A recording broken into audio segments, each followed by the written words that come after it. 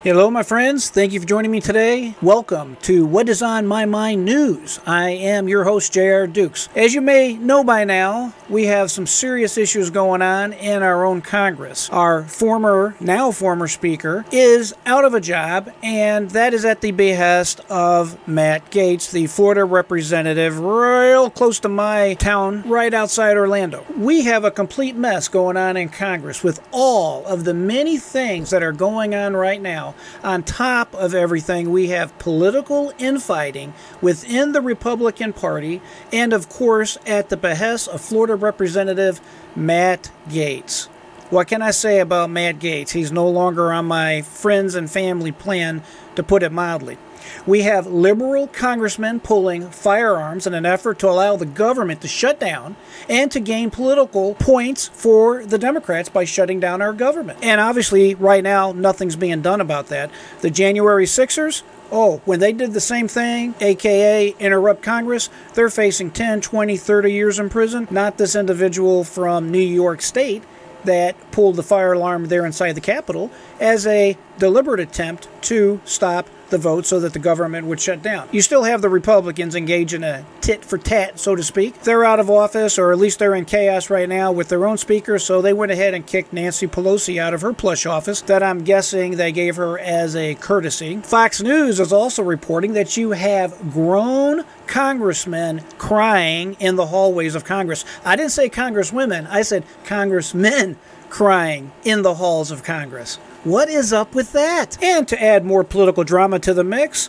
many Republicans inside of Congress have started a campaign to draft a new and surprising person for the new Speaker of the House. You may have heard of him. His name is former President Donald Trump. It's not like Donald Trump doesn't have enough problems on his plate. He is trying to run for, our president in 2024. We have to do something to save our country and get our country back on track, but they are in the midst of, not only did they throw out their speaker, now they are entertaining the idea of bringing Donald Trump in as a speaker, which I love Donald Trump, but frankly, I'm not in support of that. Donald Trump has his plate full with all of the outrageous and basically politically motivated lawsuits and criminal charges against him. So in my book, that's a non-starter. We have a national debt that is close to $33 trillion right now, and every year we add at least $2.2 trillion to that debt.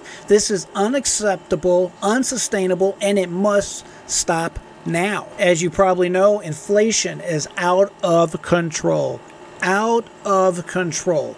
They may talk about how inflation has dropped down just a smidge. They're referring to the outrageous inflation that has already taken place. It may go down just a digit, but it's already outrageous. It's already too high, and that is nothing to brag about. It has to come back down. It has to come back down in part by the government stopping their crazy spending ways. Right now, the average American family is spending at least $700 more per month. $700 more per month just to buy the normal supplies, the normal services that they're accustomed to compared to last year. Every day, we are turning more and more socialist, if not communist. You have the Biden administration that has now successfully used the Justice Department, and in collaboration with their Democratic friends, and now in collaboration with their Democratic friends, they have successfully filed charges against the leading presidential contender, one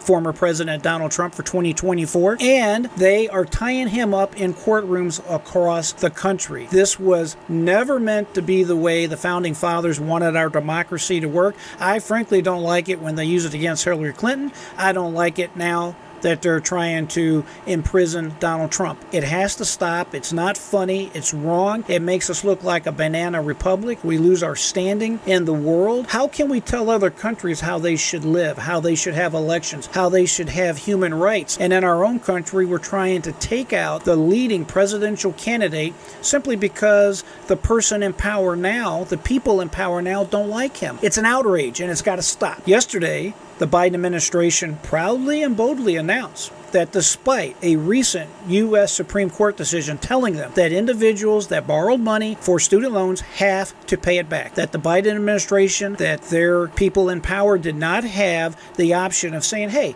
we know you borrowed a ton of money, we know that you used this money, you willfully took out this loan, but don't worry about it, you don't have to pay it back. The Supreme Court rejected that argument, yet the Biden administration is at it again. What are they doing? They are trying to implement and trying to twist new laws and find ways to all but erase student debt of any and every borrower that has student debt. It's an outrage. What about all these people that actually worked hard and they paid off their obligations? They paid off their debts. How is that fair to them? How is it that we allow people to take out loans and then get away with not paying them back? We already have a deficit.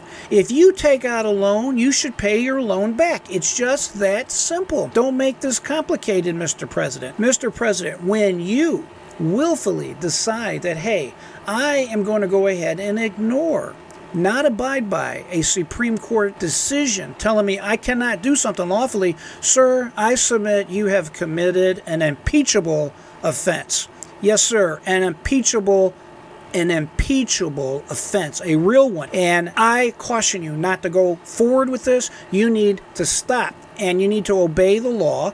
People that take out loans need to pay back their loans. This is not difficult. What the hell is the matter with our Representative Matt Gaetz? What is he doing? What is he thinking? Well, I'll tell you, in my opinion, what he's doing. Matt Gaetz is interested in attention. Matt Gaetz is interested in Matt Gaetz. Matt Gaetz loves cameras. Matt Gaetz loves attention. He loves to be the bad boy.